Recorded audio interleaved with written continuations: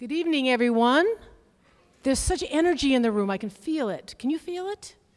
I feel it. This is a thrilling night. It's the first of our lecture series for the spring.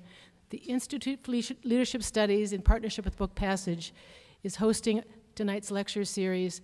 And I'm wondering if you've been here before. May I see your hands if you've been here before? Fantastic. I see some students. Hi. And if you have never been here before, could I see those hands? Now, where have you been? Well, it's a pleasure. It's a pleasure to have you here tonight. So we are thrilled to welcome our special guests, Jason Rezaian, in conversation with W. Kamau Bell. What a night is ahead of us. Again, my name is Denise Lucy, and I'm the professor of business and organizational studies and the executive director of the Institute for Leadership Studies, which is a leadership development center. Our goal is to help you become a better leader and team member. And we offer programming, academic and co-curricular, as well as programs like this that engage the community about important ideas related to teamwork and leadership. But our lecture series could not happen if it wasn't for Book Passage. And this is our 15th season. Yes? And we have welcomed 126 amazing people in this auditorium. This is the 127th. So we're thrilled to have you here tonight. And without Book Passage, what would our community be like? It's really a community center, isn't it? It's not just a bookstore. And let's thank Book Passage for 45 years of amazing engagement.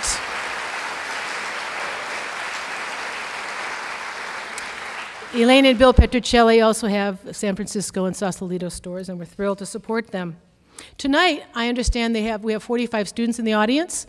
Thank you so much for joining us. Our program seeks to engage our campus through our curriculum as well. So it's a community program, but it also engages our students.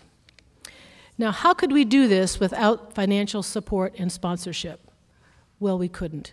And we are thrilled that the Leadership Lecture Series lead sponsor is Fairview Capital, and without them, we could not continue our programming. So I'd like to tell you more about Fairview. It's an independently registered investment advisory firm, headquartered in Green Bay, and founded by President Andy Matheson.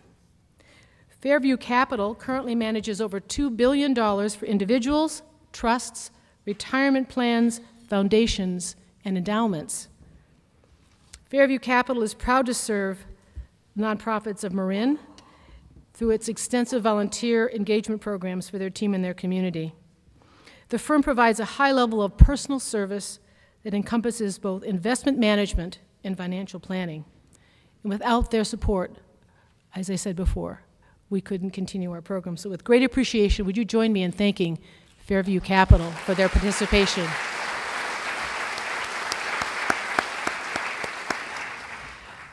Our diamond sponsor this evening is supported by a returning diamond, Alain Pinal Realtors. Founded in 1990, Alain Pinal Realtors has been the leader in luxury real estate in San Francisco Bay Area, and this is their second season in support of this project. So on behalf of the university and our Institute for Leadership Studies and Book Passage, I'd like to express gratitude to Fairview Capital and Alain Pinal Realtors for their generous support of the Leadership Lecture Series.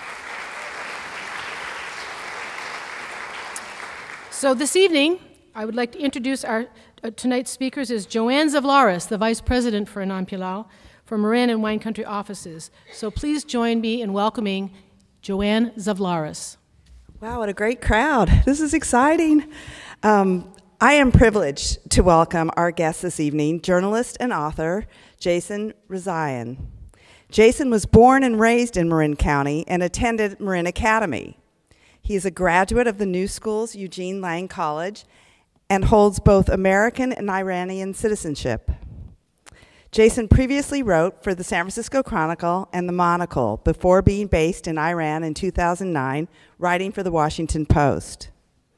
In 2014, the then Tehran bureau chief for Washington Post, Jason was arrested by Iranian police accused of being a spy. Tonight, Jason will discuss his recent book, Prisoner, which brings us back to his Marin County upbringing, fondly recalling how his teacher, Christopher Hitchens, inspired him to pursue journalism, to his life-changing decision to move to Tehran, where his career took off and he met his wife, and revisiting the grueling interrogations and false trials. This book is a true testament to Jason's character, passion, and wisdom. Jason will be joined in discussion with W. Kamau Bell, a socio-political comedian, director, and host of the Emmy Award-winning CNN show, United Shades of America, with W. Kamau Bell. Yep.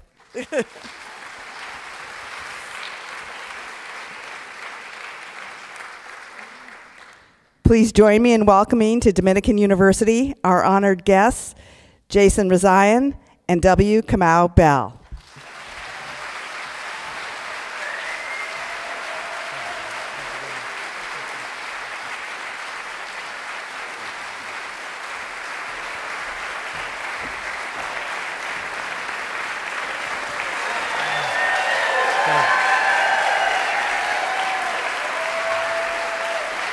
And this guy.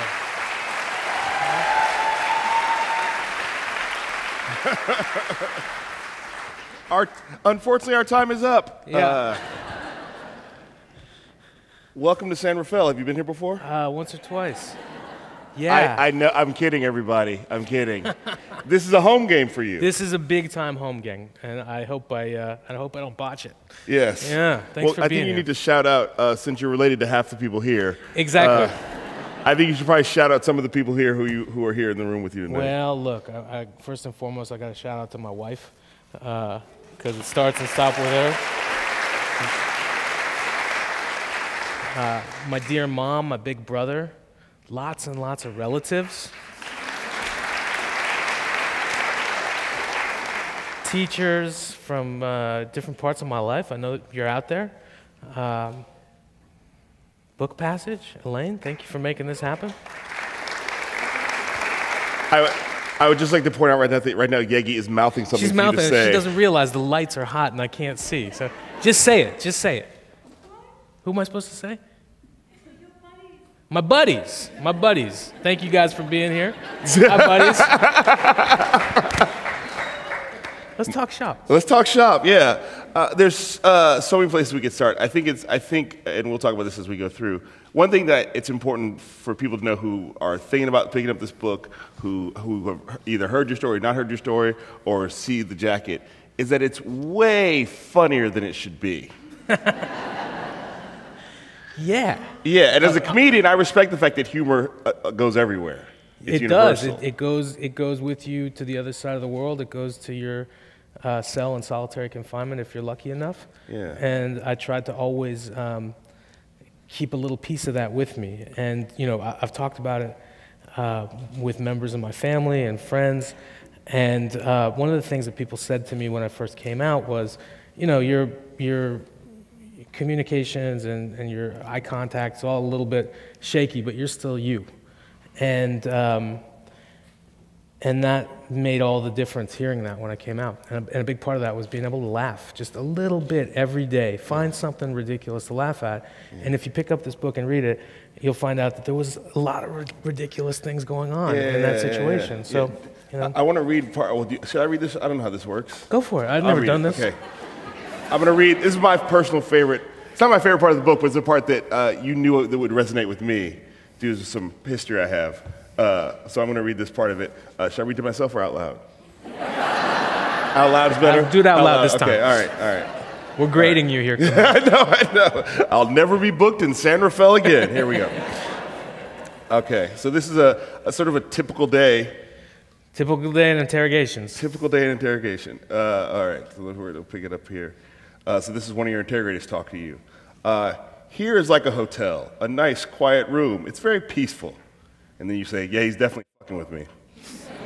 Sorry about that. No, yes, language. Yeah, There's language. There's a book with language. He wrote it. I know your mom is here. He wrote that word. To be clear. I wouldn't put that language in my book.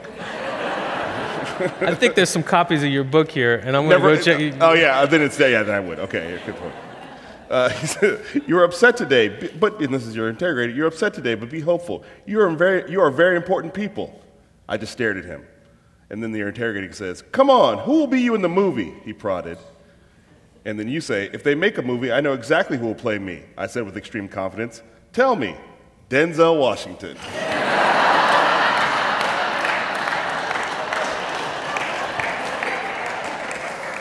That is worth the price of the book alone.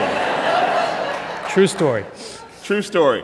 So I can continue, but in that, how do you access that kind of, because it seems like when you read the book, you kind of started from day one finding ways to lighten the load through humor. Had to, and I think that the first, I'll tell you, that first moment of Yegi and I being arrested in our home at gunpoint, having our house thrashed and ransacked, blindfolded and taken off to prison was the most jarring, confusing, scary experience of my life. But I thought that it would pass. If you'd told me in that moment that I was going to spend the next 544 days in prison and, accused of all of these insane crimes and faced the threat of execution, I probably wouldn't have been able to laugh about it very much. But I didn't know that right off the bat. And as the days and weeks started to pile up, I realized I was in the most bizarre situation that you could imagine, one that nobody I know could really relate to, except my wife, who was going through a very similar situation. And I just thought to myself, I need to keep my sanity. Yeah. How am I going to do that? I'm going to remember things from my past. I'm going to make plans for the future that I hope will be available to me one day. Yeah. And I'm going to find things to laugh at. And my interrogators were ridiculous people, so I laughed at them a lot. Yeah. Sometimes in my own head, and sometimes in their face. Sometimes you're like, that was for me. Yeah. That was for me. Yeah, exactly. Well, I mean, that's one of the way you lay out the story, it's on the back of the book, I say this, it's like you're sitting next to somebody in a bar, just sort of unfurls this tale. Like it's not, even though you know when you pick up the book what's going to happen, you don't lay it out in a way that feels heavy, even though inherently it's heavy. Well, there have been books about people in prison, there have been books about people in prison in Iran, there's been books about journalists in prison in Iran. I didn't want my book to go in that pile. Right away at the bookstore. Yeah. And I also, another big part of it for me was I chose to go to Iran. I left this beautiful place behind to work and write about this country on the other side of the world because I thought it was an important thing to do. And I thought that I could add some value to the conversation about Iran that we were having in the US press at the time. And, the last thing I wanted to do in writing this book was, rain on Iran's parade, the people of Iran's parade, any more than it already has been in the last 40 years. They've gone through a tough slog. They're wonderful people. It's a country with incredible history and, traditions. And I wanted to get some of that in there, too. So, I had a difficult dance to do with this book about my time in prison. Well, yeah, I mean, but I don't think we would judge you if you had some upset feelings. And I think those come through. Yeah, no, right? they come through, but I don't think if you came out very sort of fired up and angry and never again in that whole country, and sort of if you paint it with a broad brush, as much as we might be like, no, that's not fair, we would understand, is what I'm saying. I appreciate that, but I just didn't want to do that. Yeah. I wanted to keep it human and accessible, and I hope I've done that. You have done that. It's incredibly accessible. I think the moment that, for me, like early in the book, there's a moment you mentioned the fact that, like, when you and Yegi get picked up, that you sort of think, well, this will be resolved. I had that in my mind for weeks, and then weeks turned into months, and then months turned into a year and change, and, there was this nuclear deal that was being negotiated between Iran and world powers, and it got signed, and I was still in prison. And at that point, I started to get kind of pissed, really pissed. Yeah. And little did I know there was a lot going on, trying to to spring me from that joint. Yeah, I mean, in the book you sort of make an effort to sort of show that here's what was going on behind the scenes that I didn't know about at the time. Right. But I was like, I kept being like, screw that. You had no way to know. No way of knowing any of those things. And when my wife and my mom would come and pay me short visits, they would, in coded ways tell me about some of the things that they knew about. Obviously, there were other efforts that they didn't know about. Yeah. But, when they tell me that Muhammad Ali has put out a statement calling for my release, I'm like, yeah, that's not true. You guys are making that up. And then, I hear it from one of my guards, How do you know Muhammad Ali? I said, well, he's the champ. Yeah. You talk about, you say coded languages as part earlier in the book where at the beginning when you first get pulled up, where you are both trying to communicate that we need to that you have a locker of alcohol. Yeah. Yeah, that was a complicated situation. I mean, it felt like a movie. It was playing out like one. We're sitting there in our apartment, kind of separated. These guys have guns. There's a bunch of plainclothes security officers with surgical masks to hide their identity. People are filming, and Yegi had this key to our liquor closet. Iran is a dry country, and it's very hard to get a hold of libations. Yes, yes. And I said, ditch the key.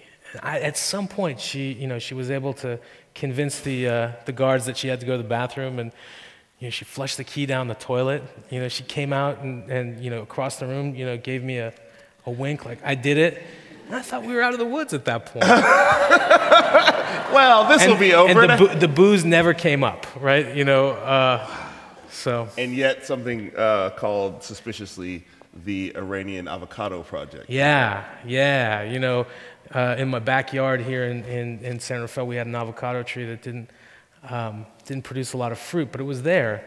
And, I've been making guacamole since I was a little kid and loving it for even longer, like a lot of people from around here.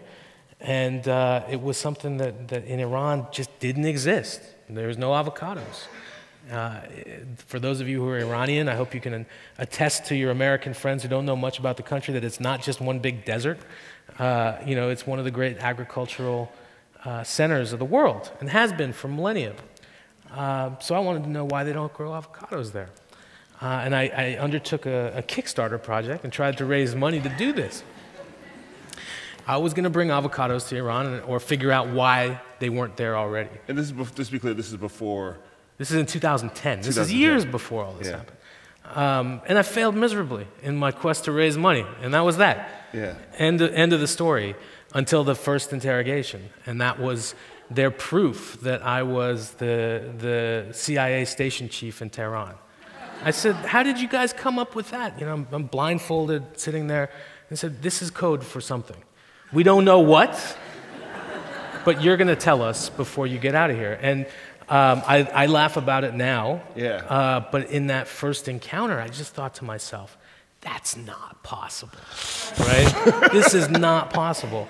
And I heard months later that when Yegi and I were still in prison, my captors called my in-laws home and said, do you know that your son-in-law is the head of the avocado revolution? And my mother-in-law was like, what the hell is an avocado? Because there's no avocados in Iran. So, yeah, it stuck. It stuck with the charges against me for many months. They kept questioning me about it, questioning me for 4 or 5 months. Finally, they stopped questioning me about it. And then they would bring up new things. And they said, well, since we gave you a break on this avocado thing, we need to know about why you directed the Iranian Happy video, the Pharrell Williams that went viral. They said that I directed the Iranian version. People who know me know that I don't know how to take a picture, let alone, a video. So that was, it was a succession of these kinds of accusations that really didn't add up to much. Except keeping me pinned down for a very long time. So yeah, there's two different ways I want to go with this because I'm thinking so many things and reading the book, and I can't I sort of have a hard time, me and my wife talk about this too. You and Yegi are two of the, without a doubt, nicest, sweetest, most generous, most level-headed people that I know. But I am a comedian, so. You know some weirdos. I know some weirdos. But no, just, and the way in which you talk about it now, the way in which Yegi talks, the way in which your being is in the world, how do you hold on to that? Look, I tell people that, that I feel like I don't have a choice. And then they say, no, you do have a choice. You could be really angry about all these things. And I know that, but I also know that, from as long as I can remember, that's not how I operated in this world. Mm-hmm. And if I started coming from a point of view of bitterness and anger, I'm not going to get very far. Some people do, right? But that's just not how I roll. And I'm glad that I've been able to kind of keep a level-headedness about it. Yegi every once in a while wants me to get a little more pissed off than I do. But, it's not me, baby. That's clearly a conversation that's been had a lot. We have it though, from time to time. So, let's talk about this. There's a part of this book that is about how, when you first got there, you spent a significant amount of time in solitary confinement. Yes. We're here in San Rafael, California. We're not that far from San Quentin, yes, where there are inmates who are in solitary confinement. Yes. Obviously, that is a violation of someone's human rights to be in solitary confinement for a minute. Full stop. Full stop. And it's happening right near here. And it's something that I get asked about from time to time. And my personal opinion, based on experience, I hope not too many of you or none of you have experienced solitary confinement. I wouldn't wish it on anybody. It's a cruel and unusual practice. It's designed to dissociate you from reality, and it works very quickly. Yeah. And the effects of it last. I spent 49 days in solitary confinement. Yegi spent 72 nights in solitary confinement. The entire time that she was in prison, she was in solitary. And you hear about people that have spent months and years in solitary. I was in a cell that was about 8.5 by 4.5 feet. The only contact I had during that time with people was with my interrogators. My toilet was just a little hole in the ground. The lights were on 24 hours a day. There was 2 very small windows kind of high up in the cell, maybe about 10 feet high, with bars over them that could tell me, basically what time of day it was. I couldn't see out of them, but I could get light or darkness. And then a big door, iron door that had a hole where they could bark orders at me, and one where down below where they put food in, very small amounts of food. Yeah. So it's designed to be dehumanizing, and it works really well. Yeah. And I think it needs to be outlawed as a practice here in America and everywhere else in the world. It's not good. And, people argue that it's an effective way of extracting information. It's an effective way of getting people to surrender, mm-hmm, and to, say whatever you want them to say. Mm-hmm. And I will always be opposed to it, and will speak as much as I can, yeah, against solitary confinement, and hope to put an end to it. I remember a couple of weeks after I got out, I saw some news that the Obama administration had passed some measures to reduce the use of solitary among minors, and I thought to myself, I was a 38-year-old, kind of fully conceived person. I can't imagine a 15 or 16-year-old being locked by themselves for days on end. So, write to your congressman. Congressman Huffman's not here tonight, but some of his staff is. I'm pretty sure he probably agrees with me about solitary confinement. Doesn't mean we can't write a little more. Keep writing to him and, everybody else. Yeah. Well, thank you for saying that. I think it's important to hear that, because I think that there's even, certainly Americans who are not familiar with Iranian culture hear Iranian prison and think, oh, that's way worse than anything that's happening in America. Look, I think that there are aspects of it that I went through that are worse, and there are aspects that are just different, right? Yeah. And prison is a concept that we need, right? we'd have that discussion another later. time, Yeah. right? Rehabilitation. And, Yeah, no, we all of certainly this have to sort of figure out stuff. ways to figure out to deal with people who have stepped outside of the bounds of regular 100%. society. Yeah. But we can't be using them as kind of holding pens Yes. of human beings. Yes, absolutely, absolutely. I mean, how do you hold on to yourself after 72 days or after 49 days? How do you? I mean, that's the thing that I think that I associate with solitary is that you start to lose track of. I think if they let me out the day after I came out of solitary, I probably wouldn't have been able to bring it back. You know, you get out of that experience and you're in a slightly less confined situation and there's a little bit more interaction, and you begin to process while you're experiencing it. It's hard to explain, and I'm not a psychologist, but that's the experience that I had. It's like, okay, this is what this is. Yeah. Those 49 days of solitary, if they just said, okay, now you're done, go home, I would think to myself, what the hell was that? Yeah. I'm never going to be able to make sense of that. Yeah. But I had another 500 days to, realize, Yeah, there's something else going on here, Yeah, ooh, good for that. So, God's little favors. But it's been, it's really hard. Yeah. And those first weeks and months, I mean, there's people in the crowd tonight that saw me and spent time with me then. I remember, not being able to sit in a car for more than a couple minutes. I get car sick. I hadn't been in a car for, a year and a half. Yeah. Couldn't handle, loud noises. Couldn't handle being in places where there were crowds. Lights like this would set me off. Yeah. Because I was around them for 24 hours a day for a year and a half. Yeah. But little by little, the experience kind of fades into the rear view, and you have a choice to make, whether you want to move forward with your life or you don't. Yeah. And I did. Yeah. So let's shift gears a little bit. Talk about growing up in San Rafael, California, and rugs. I can guarantee that there's some people that have either bought a rug from me or my dad in the audience right now. I can see, it's dark, but I can see some of them. Give it up for the Rezaian rugs, yeah.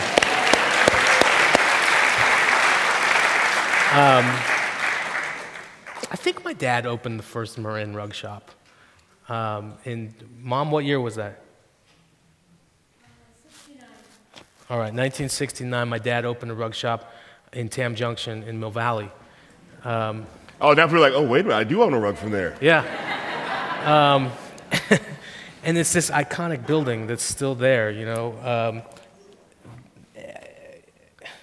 It's in the blood, right? My big brother and I spent a lot of time in a rug shop when we were kids.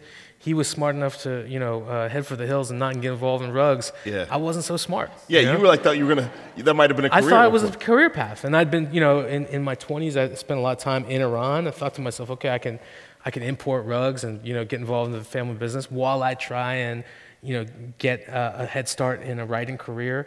This will augment my lack of an income, right? And so, I got involved in that pretty heavily, and I opened a shop right off of Union Square in San Francisco. I opened it in the spring of 2008. So talk about timing. Yeah, if memory I'm known serves, for my timing. Yeah. Oh, I won't ask if that shop is still there. it's not there. It's a 7-Eleven now. I'm not joking. It's a 7-Eleven What now. street was it on? Sutter. I know that 7-Eleven. Yeah. It's right there. Yeah. The basement above the Shelton Theater. Exactly. That's where I started the bell curve. So I hang out with the folks from the theater all the time. The rug shop turned into more of a party palace. That's so weird. We were literally there at the same time because I started the bell curve in October 2007 in the Shelton Theater. So I was there 2008 to 2009, and on May 15th, 2009, I just said to myself, several months earlier, but I closed the door. Yeah. This is it. I'm not making my way here. I'm deep in debt. I'm 33 years old. I've got a small body of work about this country that I've written about. I'm going to take a crack at being a foreign correspondent. Yeah. And it's not a path that anybody else that I know of has taken into that line of work, but it worked out for me. Yeah. Spectacularly well. Yeah. Until You know, That last. maybe it worked out so well that that's why this has happened. I mean, You know, life is funny. it really is. So I wanted you to talk about your upbringing, especially in your dad, and talk about. There's a part in the book where I would say it's like about the shifting, like Iranian American identity. Yeah.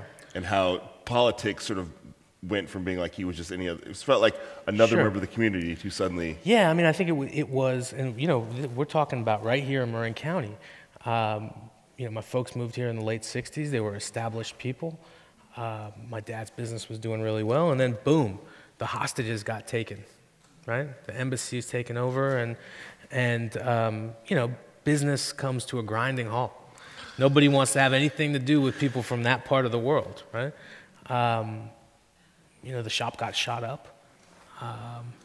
You know, we would get weird phone calls at the house. I was just a little kid. Yeah. But, you know, this endured for a year and a half. Yeah. Exactly 100 days less than I was in prison.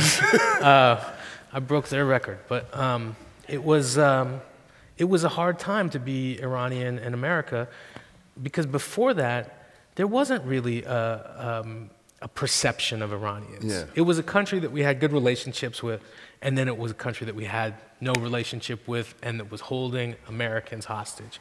And, you know, frankly, Iranians that were here in America at the time, a lot of them had established lives, businesses, were, you know, upstanding members of their community and had one nothing to do with politics, but got thrust in the middle of this whole thing. So I think it was a really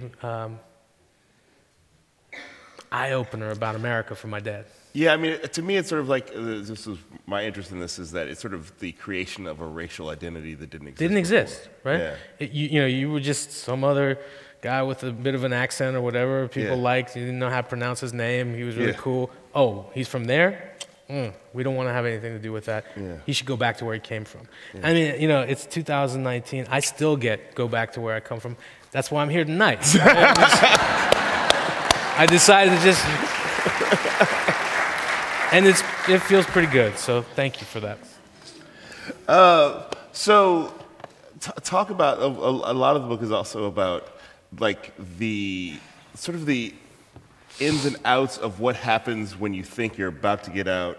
Yeah. Because I mean, it's that thing, it's a little bit like a Harry Potter book, like 200 pages in, you're like, it seems like you're about to get out, and I'm like, I don't think so. We got a lot of pages.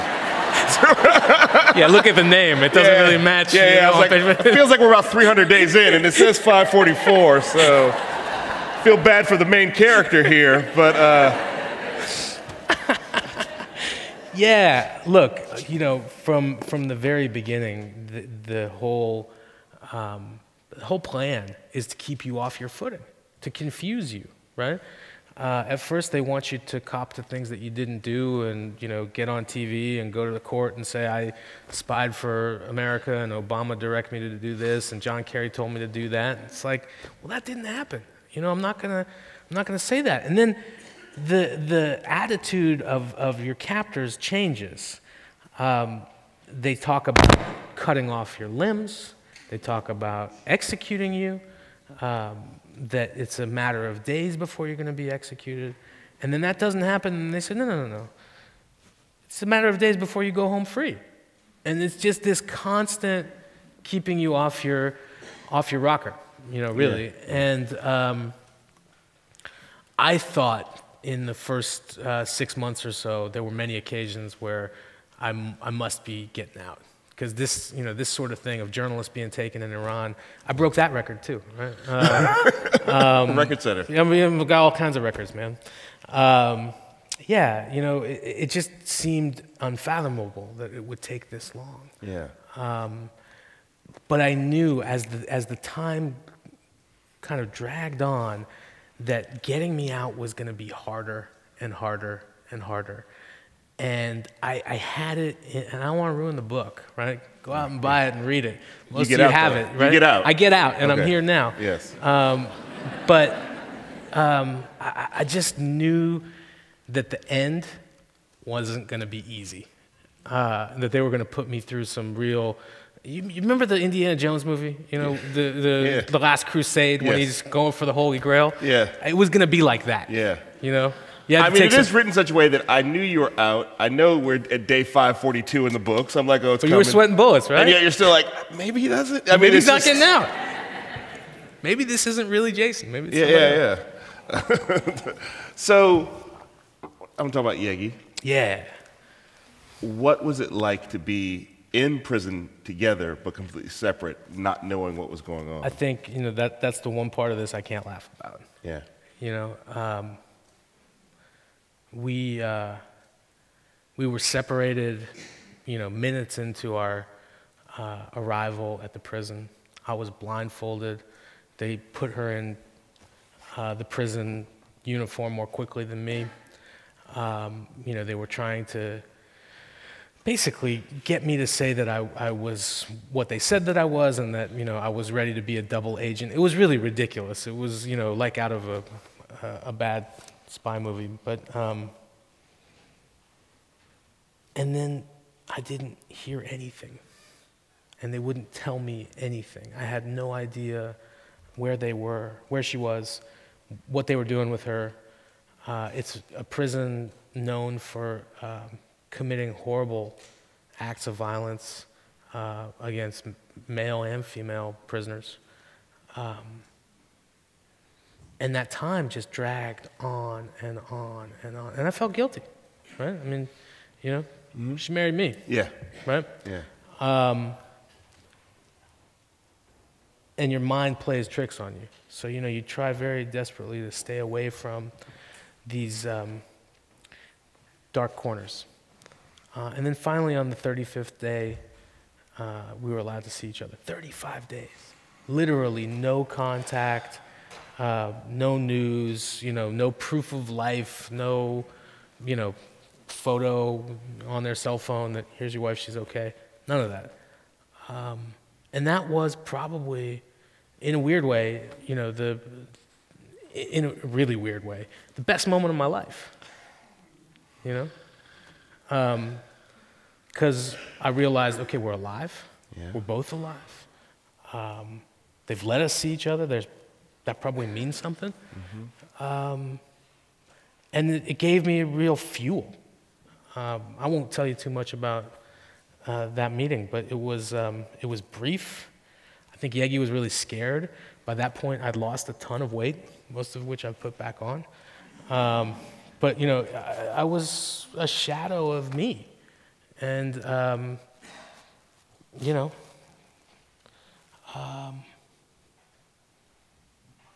but it gave me hope and something to latch onto and to look forward to. And we were able to see each other, not often, but, you know, irregularly and, you know, without warning until she was finally released. And when she was released, she was allowed to come back and visit me the next day in her own clothes. And that was, you know, again, I felt a huge weight lifted off my shoulder. At the same time, a fear set in that I wasn't going anywhere. So that's what happened. Yeah, yeah. So what was that like when you found out she was getting out? I would imagine there'd be some mixed emotions there. Or It was, I mean, she was already out when I found out that she was out. And, wow. You know, I'm looking at her and she's wearing her own clothes. You know, it's like something similar to what she was wearing, you know, our last day of freedom. And, you know, there was all sorts of conditions to her release, and she had to go back to her parents' home and stay there, had to give up our home. But it was sort of the first understanding that life as we knew it had been dismantled. Yeah. And, you know, if we were going to be able to put it back together, it wasn't going to look how it did before. Yeah. And it doesn't. Yeah.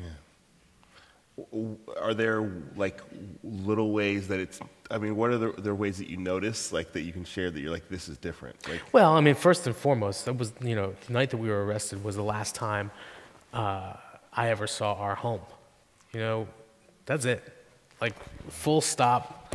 My life in this country that I've been, you know, building for 5.5 years was severed. So now we're building a new life here in America. Yeah. And it's Yegi's first time living outside of Tehran. I'm coming back in a very different set of circumstances. We decided, as much as we love Marin, that it was better for us to start somewhere fresh together. So we're living in Washington, D.C., and it's a good life that we have. But again, we lost so much. We've gained a lot. We lost immeasurable parts of our life, and against our will, and that hurts. Do you have any hope of ever being able to go back? I do. We will go back. You and I will go. Really? You know? Yeah. All right. Yeah, but not anytime soon. Okay, all right.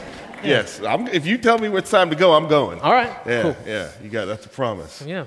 A couple more questions. I know I've gone long, and then we'll go to the questions in the audience. But a couple more questions. One is, okay, so what would you like people to know about Iran? Like, what if you could just cut through all the noise? Yeah. I mean, just if you could just something you could share that people could go, because I think it's one of those countries that we have turned into just an evil land. Yeah, I mean, so I think all politics aside, you should know that it's a country with one of the oldest, richest cultures, filled with people that are not only very hospitable, they love the idea of America and Americans. You know, you go there, and I hear this all the time. I was on a radio show earlier today, and an American called in, and he said, I went and spent 26 days in Iran. Everywhere we went, when people asked us where you were from, I'd say American, and they'd want to take a picture with me, right? If you want to, and that's, I'm not telling you to go to Iran. 5 years ago, if you asked me, I would say it's safe to go to Iran. I can't be that guy to tell you to go there anymore. Yeah. And I'm not gonna. Yeah.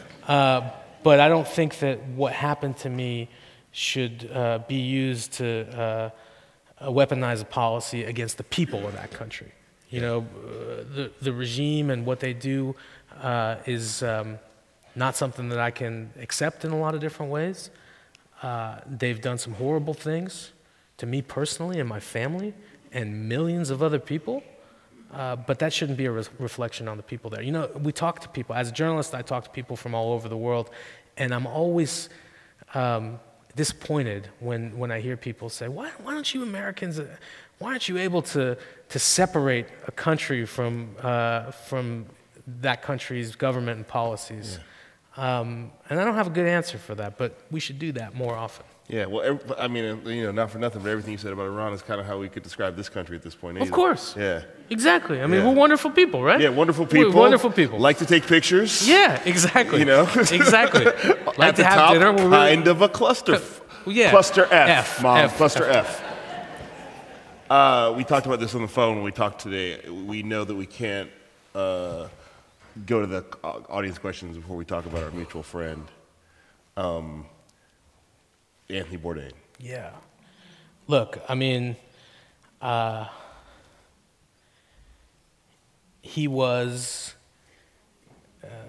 outside of my family and the Washington Post, my biggest advocate. And one that, Yegi and I met him in Tehran. We shot a segment of his show.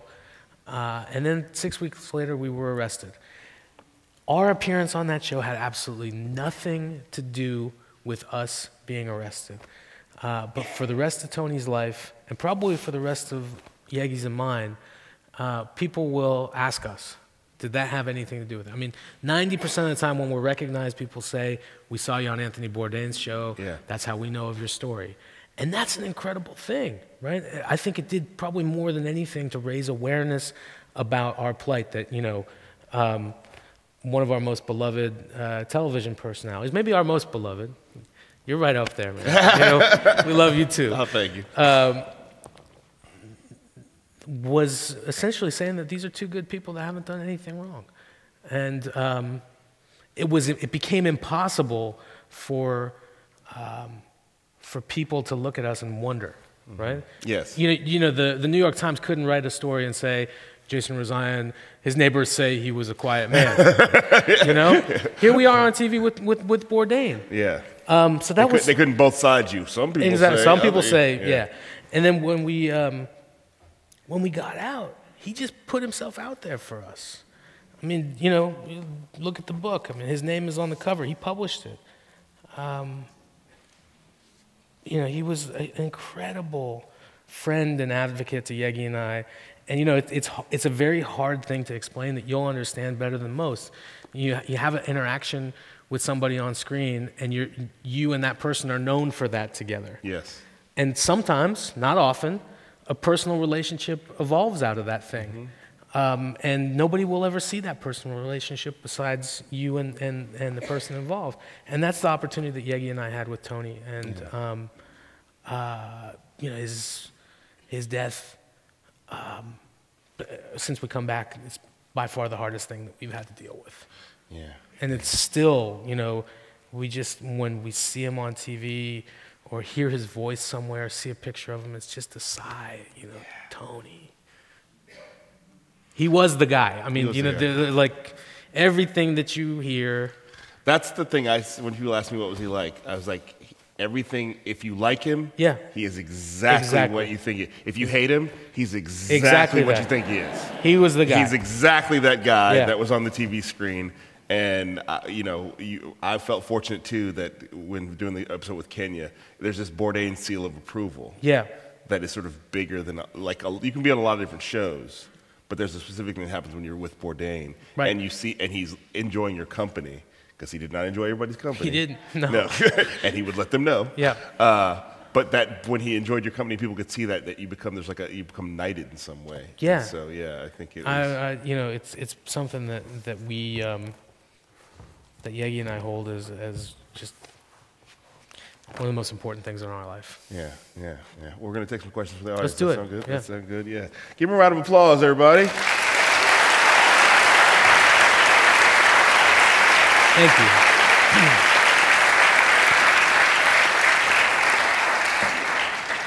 So these are questions from the audience. I'm going to go through some of them, not all of them. But I guess, I don't know if there was a moment, well, let's see, the moment that you knew you were going to be freed. That you knew, it was not it wasn't up for question anymore? Yeah, it wasn't up for question anymore.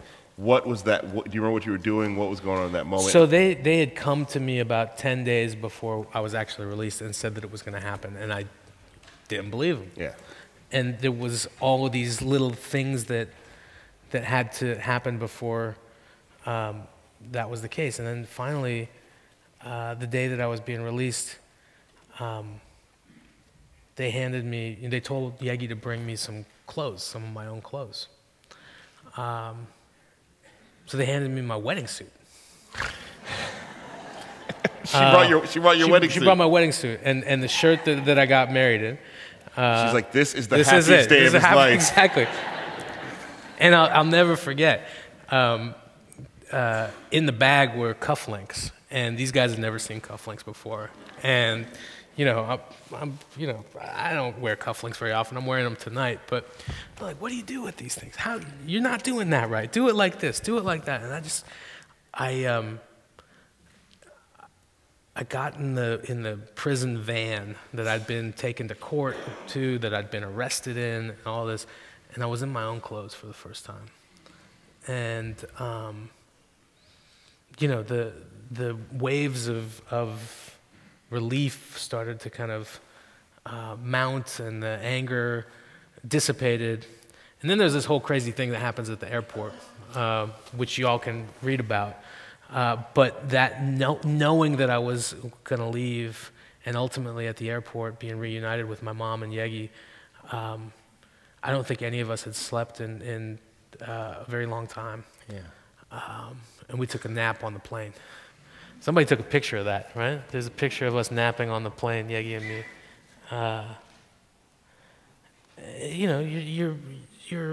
Your shoulders are kind of bunched up for 544 days, and for the first time, it's just like, ugh. Yeah. You know? Yeah, you can finally. I can just let it go just a little bit. But I imagine it was probably hard to let him go. Really hard, really hard. And then, when we got out of the airspace, out of Iranian airspace, we were on a Swiss plane, because the Swiss were kind of the intermediaries of this whole deal. And a representative from the Swiss Foreign Ministry, gets up and says, I have an announcement to make. We're out of Iranian airspace. And he, pops a bottle of champagne. That Swiss champagne's pretty good, It might be the whole thing coming together. Yeah, in that moment. exactly. Could have been Sprite for all you know. Exactly. Exactly. Yeah. We were high up in the air, whatever you're drinking, yeah. I'm drinking it. Someone wants to know, after your experience, has how you define the word freedom changed? Yeah, for sure. Because unless you've had it taken away from you, you really don't know what it means. Yeah. And yeah, it's a very different thing, and it takes months, years, to really understand again what choice is and what freedom is. I'm not going to say I don't take some aspects of it for granted anymore, but it has a whole different flavor. Yeah, it really does. Was there any sort of thing that happened? I mean, 544 days is not that long in some sense, a long time to be in prison, but it's not that long a span of people outside. Right. But was there any sort of new changes that culture had brought up that you were like, what is this thing? Yeah, I mean, the technology does move really fast. I was blindsided by the fact that there was a new Star Wars movie. And that Han Solo was in it, and like actually Harrison Ford. Yeah. And that the Warriors had won an NBA championship. I mean, that just blew my mind. It's still blowing our minds. Yeah. Wait, they're still good? They're still great. Good. They're still great. They're going to win again this year? Yes, yes.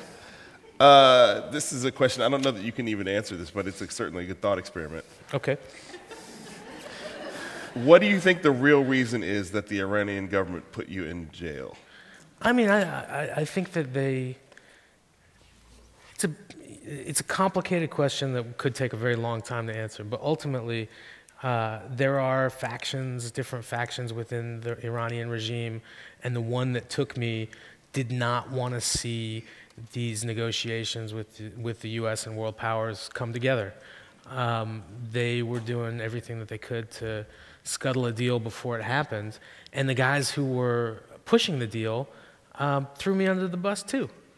So I was stuck in a really bad geopolitical tornado, and it took a really long time for that to get resolved. But it wasn't about anything that I had done or said. It was simply because I was an American working for an American news agency, and they recognized that could have some value. To what end, I don't think that they were really clear on when they took me, but it was. They were sure they'd get something out of it. Yeah, I mean, that's the thing I kept going, do they actually think there's an avocado project, or are they just full of shit and just sort of screwing with you? I think that, the guys who are feeding them these lines are full of shit and screwing with them. Okay. But the guys that are... You're dealing with? That I'm dealing with have to believe some of it on some level. Otherwise, I don't think what they am could... I doing? Yeah, exactly. You're basically dealing with the night manager at that point. Exactly. Yeah. Exactly. I'm in charge, but only for these hours. Exactly. He's got a badge. They left a note that says Iranian avocado project. Ask him questions. There's a badge and no gun. Yeah. This one I want to label. It says this has been was written by a former inmate. Okay. And it's just a question about PTSD. Yeah. Have you dealt with effects of that? Yeah, for sure. I mean, I'm still dealing with it. How have you dealt with it? How have I dealt with it? One thing that I was able to do after I came out of solitary was have a little bit of fresh air in a very confined space every day. And I thought to myself, okay, in this, 10 by 15 courtyard with very high brick walls, what can I do? There's no basketball hoop, there's no, racket and ball. There's a big empty brick planter box with dirt in it. I'm gonna walk around that thing. And I just walked and walked and walked. And I know now, having gone through significant amount of trauma therapy, that just being in motion helps you, right? So still, when I find myself in tough situations, or I'm trying to think something through, if I find a little piece of something that's a square or a rectangle that's walk-aroundable, I just find myself walking around it. Wow. Yeah. I'm sure that there are other things that I've done unconsciously. Yeah. And little by little, I'm kind of dipping my pinky toe back in the world and going to places and trying new things, which also helps. In the first few months that I was out, I couldn't sleep, which is a very hard thing. And if you can't sleep and you need to sleep, it gets in the way of that kind of recovery. Yeah. So I had to work very hard to get to a point where I could sleep several hours a night. Fortunately, that's in the past now too.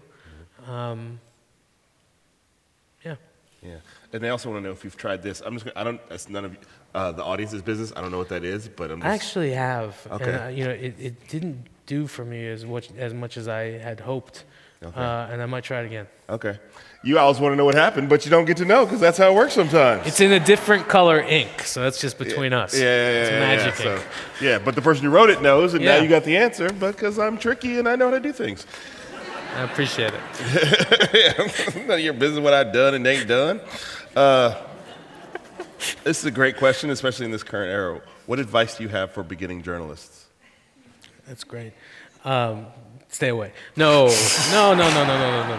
I think it's really important what we do. I think you shouldn't get into it with a lot of false pretenses in your mind about how exciting and interesting it's going to be. It's all those things, but it's also a ton of hard work, and it requires, to be good at it, a lot of integrity. And not just in terms of honestly reporting, but also not breaking eggs in the process. Don't make more problems for people than they already have. That's something that those of us who have worked in authoritarian societies know all too well. But I think that the work that journalists do, and people get upset with me when I say this, so it's never been more important, but at the same time, it's never had less of an impact. And that's a sad reality for somebody like me. That's not to say that journalism doesn't matter and it's not having an impact. Yeah. There's just so many conflicting ideas and so much talking so much over. You may write the greatest article of all time, but if you don't have a good tweet to share it with, nobody's going to read it. Yeah. So, I don't want to discourage anybody from getting involved in this work, but buyer beware. Yes. Yeah. What are your thoughts on? I didn't want to say his name. Trump and the current where the Iran nuclear treaty is currently at. So look, I think that my feeling about the nuclear deal is kind of irrelevant. It's a deal that the U.S. and other countries signed with Iran that we sort of unilaterally decided we're just going to leave because we don't like it. Yeah. And I just think that sends a horrible message. Whether or not the current president believes with the previous president or with a future president, sometimes when you make these large international deals, you just kind of stick with them, even if you don't like how it smells. Yeah. So I think it makes us look bad to our allies. Yeah. It makes it harder for us to be taken seriously. To take our agreements seriously. And on a purely, not purely personal, but personal in the sense of this particular issue of being taken, there are 6 Americans being held in Iran right now. And without a process of negotiation and engagement, I don't see any hope for bringing them home. When the president decided to pull out of the nuclear deal last summer, I got a text from one of the other guys I was released with, and it was just like, phew, I don't think those guys are coming home anytime soon. And I hate to say that, but I don't see any sign, and it's not like I'm saying I don't see any sign as I watch the TV or I read the newspaper. In my interactions with people in the U.S. government, I don't see any sign that anything is being done other than things are being said you know, publicly that we're doing everything we can to bring them home. I don't see a process underway, and that's scary for me as somebody who survived one of these experiences and now see all of these other Americans who are being held there, and frankly, all of them much longer than I was. Yeah. Not a out there. This seems like another write your congressman moment. Yeah. And another. I mean, I feel like we need to go back to the journalist question, like what your advice for beginning journalists. I think part of this, as somebody who's not a journalist, I have a degree in nothing. That go where you're needed. Right. And that's one of those stories where it's like if I was a journalist and I was like trying to figure out what is a story that I can write that is actually where I'm needed, that seems like one of those areas. For sure. Yeah, because the thing you talk about in the book over and over again is then you said to your family when they come visit you, you have to keep my name out there. Right. You know. Yeah, no, I mean, that's, you know, you asked me how I kept hope alive. Well, it's because you had to hear my name all the time. Yeah. And that meant that the Iranian leaders had to hear my name all the time. Yeah. If they're not hearing the 6 people who are being held right now names on a daily basis, what do they care? Yeah. They'll wait. Yeah. I think we have a homework assignment, everybody. Yeah. Go home, get those names of those people, and start spreading the names. Please do. So that they can sit here on a stage with somebody and talk to them about what happened. We'll do it again. We'll have a reunion. We'll have a reunion, yeah. My last question that somebody wrote down, do Denzel Washington and Will Smith know they've been pre-cast for the movie? I hope so. Are you in touch with either one of them? Can you help with that? You know what? I had a podcast about. You had a podcast? I had a podcast with Denzel Washington. His people made it clear I needed to shut that podcast down. So he's still the greatest. He's still the greatest. It doesn't make him like the greatest. I hope that they know. I hope that they find out, and I hope that you know, even if they don't decide to play themselves, that they'll make a cameo in sort of a thought bubble type scene. Oh yes. Sort of like your imagination. Yeah. Of the role. Right. Yeah. Ladies and gentlemen, Jason Rezaian, everybody. Thanks, man. Thank you.